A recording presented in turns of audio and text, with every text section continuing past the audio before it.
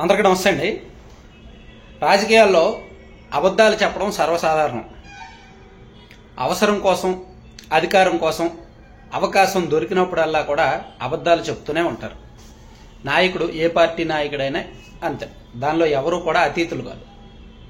So ఇందులో ఖచ్చితంగా వెంటనే దొరికిపోయిన వాళ్ళు కొంతమంది ఉంటారు, కొంచెం కాలక్రమేణా దొరికే వాళ్ళు కొంతమంది ఉంటారు.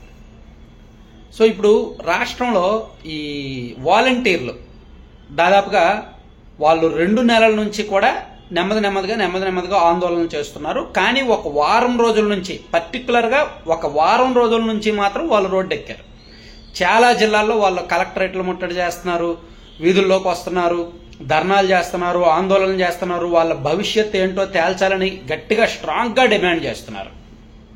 ఇక్కడ నిజానికి నేను వాలంటీర్ల వ్యవస్థకు అనుకూలమో వ్యతిరేకమో కాదు, కానీ అది నేను చెప్పలేను, కానీ చెప్పను, అప్రస్తుతం. కానీ వాలంటీర్ల వ్యవస్థను కొనసాగిస్తాము అని చంద్రబాబు గారి మాట చెప్పారు కదా.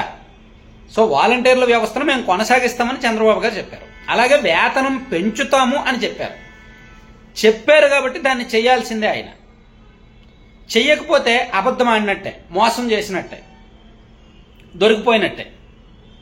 ఇప్పుడేమంటున్నారు చంద్రబాబు గారు? వాలంటీర్ల వ్యవస్థను ఏ విధంగా వాడుకోవాలో ఆలోచిస్తున్నాం అంటున్నారు.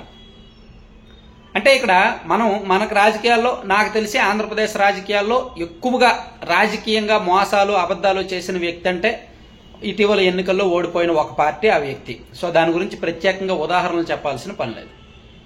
సో చంద్రబాబు నాయుడు గారి గురించి కూడా మనకు మొదటి నుంచి తెలుసు. ఆయన కూడా అవసరం కోసం అబద్ధాలు మోసాలు రాజకీయాల్లో చేస్తూనే ఉంటారు. సో ఎవరో అతిథులు కాదని అందుకే నేను ముందే చెప్పాను. అయితే ఇక్కడ వాలంటీర్లు అనేది, ఈ వ్యవస్థ అనేది దాదాపుగా 2,64,000 కుటుంబాలకు సంబంధించిన వ్యవహారం. వాళ్ళకు వచ్చే వేతనం 5,000 కావచ్చు, వాళ్ళ జాబ్ చాలా చిన్నదే కావచ్చు, కానీ వాళ్ళ గ్రామంలో వాళ్ళు ఉండి చేసుకుంటారు కాబట్టి అదే వాళ్ళకి అదో గొప్పగా ఫీల్ అవుతారు. అలాగే 5,000 కాస్త 10,000 చేస్తామన్నారు కాబట్టి దాని మీద చాలా మంది ఆశలు పెట్టుకున్నారు. సో ఇక్కడ ప్రభుత్వం 100 రోజులు దాటినా ఇంకా వాలంటీర్ల వ్యవస్థ మీద స్పష్టమైన ప్రకటన చేయట్లా. ఆ మంత్రి గారేమో వాలంటీర్ల వ్యవస్థ కొనసాగిస్తాము అని చెప్తున్నారు. సీఎం గారేమో పెన్షన్ల పంపిణీకి సంబంధించిన ఈ టాపిక్ వచ్చిన ప్రతిసారి, అంటే లాస్ట్ మంత్ కానీ ఇప్పుడు కానీ వాలంటీర్ల వ్యవస్థ మీద ఇటువంటి క్వశ్చన్ మార్క్ రైట్ చేస్తున్నారు సీఎం గారు. సో ఆ విషయమే ఒకసారి క్లారిటీ ఇవ్వాల్సి ఉంది. ఎందుకంటే నాకు తెలిసి ఉగాది రోజు అనుకుంటా కదా, కరెక్ట్గా మే 8వ తేదీన ఎప్పుడో ఉగాది రోజున చంద్రబాబు నాయుడు గారు వాలంటీర్లకు హామీ ఇచ్చారు. కూటమి ప్రభుత్వం అధికారంలోకి వస్తే వాలంటీర్ల వ్యవస్థను కొనసాగిస్తాము, 10,000 వేతనం ఇస్తాము అని చెప్పారు. సో అది వాలంటీర్లు నమ్మారు.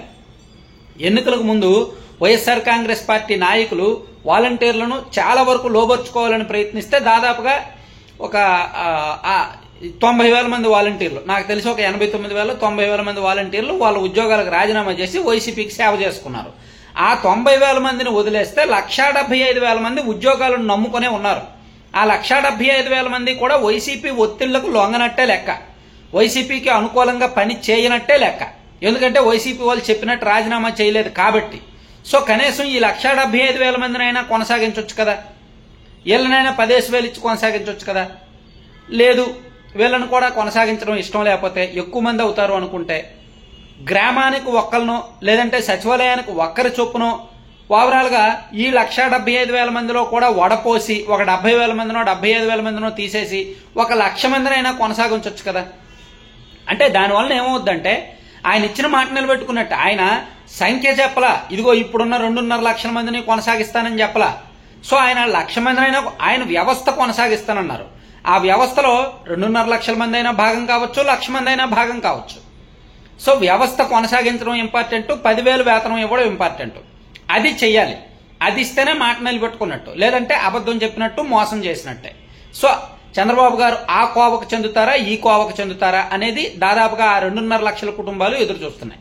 ఆ 2.5 లక్షల కుటుంబాల్లో రాజీనామా చేసిన వాళ్ళను వదిలేసిన, ఆ 2.5 లక్షల మందిలో రాజీనామా చేసిన వాళ్ళను వదిలేసిన ఈ మిగిలిన 1,75,000 మంది మాత్రం ఎదురు చూస్తున్నారనమాట.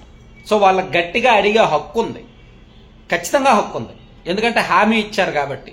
హామీ ఇవ్వకపోతే అడగరేమో, మర్చిపోతారేమో, వదిలేస్తారేమో. హామీ ఇచ్చారు కాబట్టి అడుగుతారనమాట. సో ఈ విషయంలో ప్రభుత్వానిదే బాధ్యత.